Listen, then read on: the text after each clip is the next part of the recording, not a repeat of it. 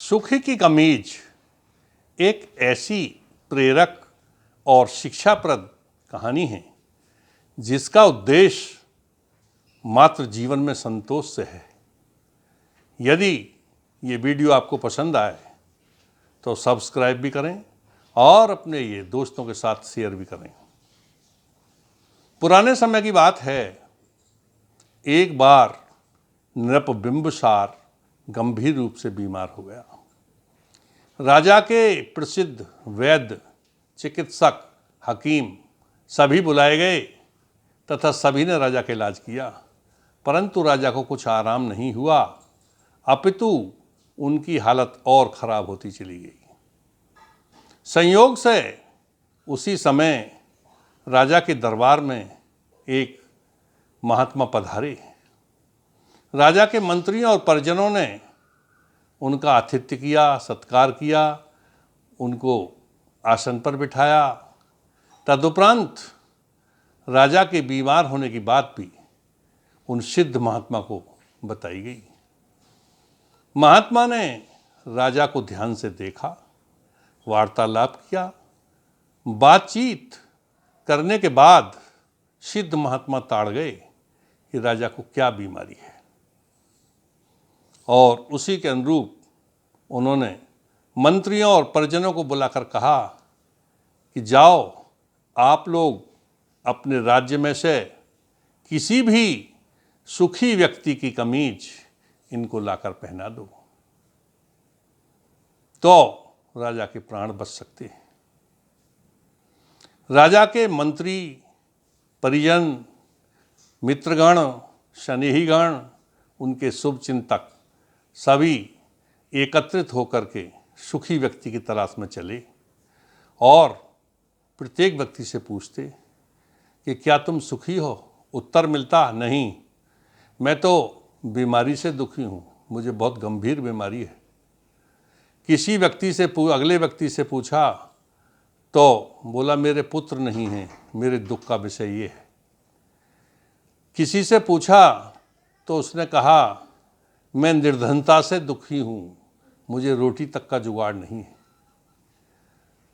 किसी से पूछा मैं मुकदमा हार चुका हूँ। किसी से पूछा मैं लड़ाई झगड़ों से दुखी हूँ। इसी प्रकार के हजारों लाखों लोगों से उन्होंने वार्तालाप किया और सभी ने किसी न किसी दुख का दुखड़ा रोया। आखिर में राजा के मंत्री और परिजन बहुत व्यथित और परेशान होकर के अपने नगर को वापस चलने लगे।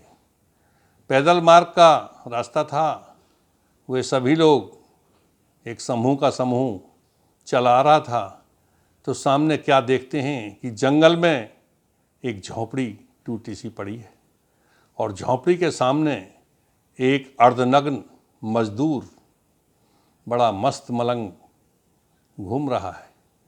उन्होंने उस व्यक्ति को पास बुलाया और कहा कि भाई तुम क्या करते हो। कि जी मैं मजदूरी करता हूँ।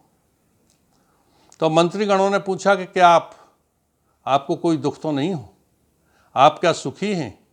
मजदूर बोला हाँ मैं सुखी हूँ, सब दुनिया के सुख मुझे उपलब्ध हैं, मुझे कोई दुनिया का दुख नहीं है, क्योंकि मैं अकेला रहता हूँ, सुबह से शाम तक मजदूरी करता हूँ, शाम को अच्छा खाना बनाता हूँ और खा करके सो जाता हूँ। तब उन्होंने कहा कि भाई राजा के प्राण बचाने के लिए हमें आपकी कमीज चाहिए। तो उस मजदूर ने उत्तर दिया कि कमीज मेरे पास नहीं है, मैं तो मात्र एक लंगोटी पहनता हूँ, क्योंकि जिस दिन मैं कमीज बनवा लूँगा और कमीज उतार के मैं झोंपड़ी में सोऊंगा तो मुझे रात भर चिंता सताती रहेगी कि कोई चोर मेरी कमीज न चुरा ले जाए, और उस कमीज की ही रखवाली मुझे रात भर करनी पड़ेगी, और पहनकर सोऊंगा तो जल्दी खराब हो जाएगी, ख़त्म हो जाएगी। इसलिए मैंने कमीज बनवाई ही नहीं, मैं मात्र लंगोटी से ही गुजर करता हूँ और सुखी हूँ। राजा के परिजन और मंत्रियों को बड़ा आश्चर्य हुआ और वो राजा के पास ले गए। बोले महाराज हम पूरे राज्य में घूम आए, सिर्फ इस व्यक्ति ने स्वीकारा है कि मैं सुखी हूँ, और किसी ने अपने को सुख ही स्वीकार ही नहीं किया। प्रत्येक ने अपने दुखों के दुखड़े रोए हैं। राजा ने उस मस्त मलंग मजदूर से बात की कि उसकी दिनचर्या के बारे में पूछा, खान पान रहन सहन कार्य के बारे में पूछा। तो मजदूर ने कहा, राजन मैं बहुत सुखी हूँ, न मैंने कमीज बनवाई, न मेरे पास कोई सामान है, टूटी फूटी एक झोंपड़ी है, मैं उसी में सुखी हूँ। यदि मैं कमीज बनवा लेता तो मुझे रात भर उसकी चौकीदारी करनी पड़ती और मैं बीमार हो जाता, चिंताएं मुझे खा जाती। इसलिए मैंने सांसारिक भौतिक सुखों को भोगा ही नहीं और न मुझे भोगने की इच्छा है। क्यों कि सांसारिक और भौतिक सुख तो चिंताएं बढ़ाते हैं, मन को दुखी करते हैं, बीमार बनाते हैं। इसलिए मैंने ऐसा नहीं किया। अब सनही सनही राजा बिंबिसार का हृदय परिवर्तन होने लगा। वो सोचने लगे कि अरे बिंबिसार, तू राज्य की चिंता तुझे खा रही थी, राज्य बढ़ाने को तू पूरे जीवन भर दुखी रहा, राज्य बचाने को तू जीवन भर दुखी रहा, ये सब व्यर्थ है। जब एक मजदूर इतना मस्त मलंग और सुखी अपने को महसूस कर रहा है तो त्याग दे राजा आज से अपनी चिंताएं और राज बढ़ाने की इच्छाएं ही, सीमित इच्छाएं ही सुख का आधार है। और एक विद्वान कवि ने कहा भी है कि सुख के कई प्रकार हैं, सब में है गुण दोष, और सच्चा सुख उसको मिले जिसके मन संतोष।